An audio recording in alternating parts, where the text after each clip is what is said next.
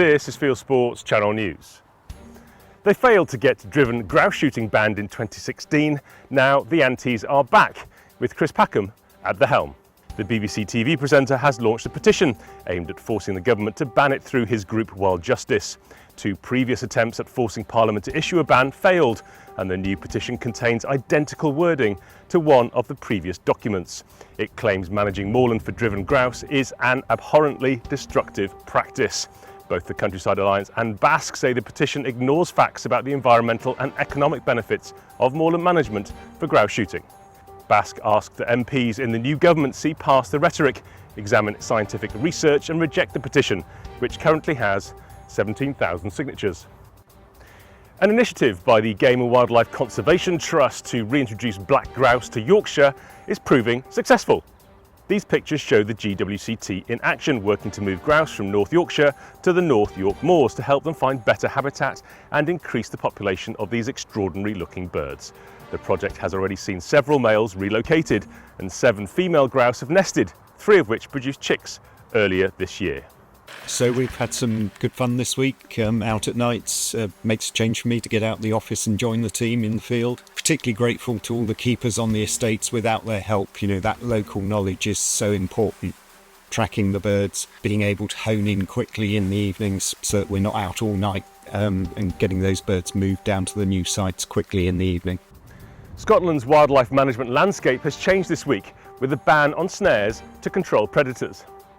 Restrictions imposed by the new 2024 Wildlife Management and Muirburn Scotland Act came into effect on Monday this week, the 25th of November 2024. They include a ban on the use of humane cable restraints used by gamekeepers to control predators and safeguard nesting birds. The use of Larsen-style traps to help control predators can now only be carried out under special licence too. The Act has already banned grouse shooting in Scotland unless the grouse moor has a licence from the Nature Scot government agency. The League Against Cruel Sports looks like it supports hunting with hounds. LACS put out a press release welcoming the Northern Irish fox hunting ban consultation currently underway. It says hunting with dogs may be allowed to prevent the spread of disease or to protect other animals if the activity meets the requirement in the bill about how it is done. Unless it's a mistake, this is a significant climb down from the League's former position of no hunting with hounds, only shooting. The fact that parties are able to tell us what will be included in John Blair's private members bill before the public consultation process has even finished, I can only say is disturbing. Opposition to hunting has always been based on ideology and emotion, not on science, and I hope that this is a signal that they are drawing away from that position. The admission or acceptance that there is a need for hunting with dogs demonstrates that it is effective, it is not cruel, or why would they make such a statement in the first place? And I hope that this is a sign that reality is starting to get through to those people. Nature Scot has revealed that 46 feral boar have been culled to try and control the spread of African swine fever. 9 wildlife rangers have also been trained to take samples from the wild pigs as part of an initiative to prevent the disease from spreading.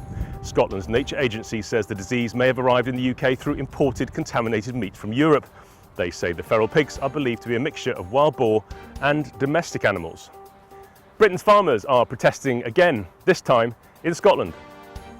A week after these scenes in London, when thousands of farmers protested plans for a new inheritance tax, Scotland's rural community will voice concern at the loss of tens of millions of pounds of agricultural budgets in Edinburgh. There have also been protests in Northern Ireland and Wales this week. Scotland's NFU President Martin Kennedy has called for a change in the government's decision to remove subsidies for farmers and crofters, some of which have been in place for 50 years. The rally takes place outside Holyrood on Thursday the 28th of November 2024. The organisation set up to support women working in field sports has set up a new mentorship programme. The scheme is designed to help remove the fear of isolation some working in the sector say they experience. It will also help source advice and industry experience to those who need it. They've already signed up Alexandra Henton, editor of The Field magazine, Susan Aubrey-Cound, who is chair of the Countryside Alliance, and Sarah Jane Lang, the CEO of Scottish Land and Estates. It can be very hard in this industry as it is so isolated, and I think sometimes people struggle to go out and ask for themselves for someone to be a mentor. So we're sort of doing that bit for them where people apply to us and we have an application process which will be launching in January. We will then go through the applications, match the best person with the best mentor, and then therefore the bits, that bit's done. The organisation set up in Wales to protect rivers, Afonydd Cymru, has won a significant battle to protect salmon. Bizarrely, it had to win a legal battle against the Canal and Rivers Trust in an extraordinary display of infighting. The C&RT mounted a legal challenge which prevented water being taken from the historic Salmon and Trout River to keep a canal flowing. The C&RT has now lost the appeal for an abstraction licence to be granted by National Resources Wales. Afonydd Cymru says that in the drought of 2022, 30% of the usks went to maintain the canal, causing serious issues for migratory fish, including salmon, sea trout and eels. And finally, they're using artificial intelligence for everything these days, but now it could help save the red squirrel. Some clever software developed by a company in Northern Ireland can tell a red squirrel from a grey. You can see all the little identifying tags popping up on this clip from a camera which filmed both reds and greys on feeders. It can even tell the difference between a whisker on a red compared to a grey, and is currently 97% accurate.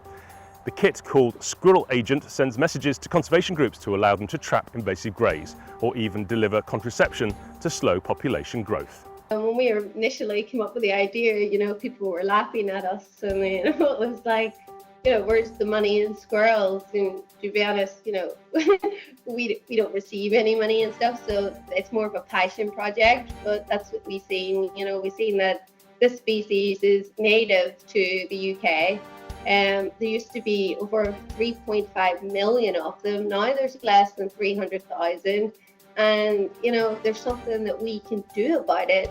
And I couldn't turn my back on it, it was something that I had to step in and help. I mean, if the technology's there, it's something we should be coming together as a community to deliver. Maybe one day AI will replace Charlie. Never. You are now up to date with Fieldsports Channel News. Stuck in the stories, fishing for facts.